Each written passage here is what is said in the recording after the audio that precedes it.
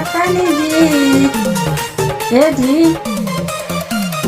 भाड़ा मना एगो बनावा बतानी जी पत्थर संभाल पिसावा बतानी जी लगता हमारा किस्मत में दासी लिखल बा राशि में ये गौरा बदमाशी लिखल बा तो हमारा राशि में ये गौरा कैलाशी लिखल बा।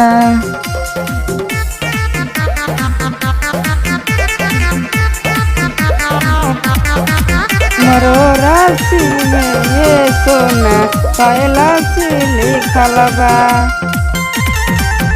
भगत दिहले बानी सोना के लंका हो यही से बजत हमारा नाम के डंका हो लागत 14 साल के बदमाशी लिखल बा तो हमारा राशि में ये गौरा कैलाशी लिखल बा तो हमारा राशि में ये गौरा कैलाशी लिखल बा।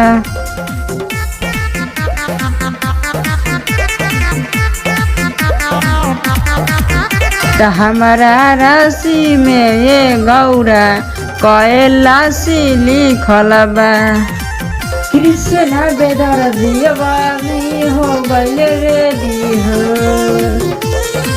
कल तैयारी सबके चल के देव घर हो लागत 14 साल के बनवासी लिखल बा हमारा राशि में ये गौरा बनवासी लिखल बा तो हमारा राशि में ये गौरा कैलाशी लिखल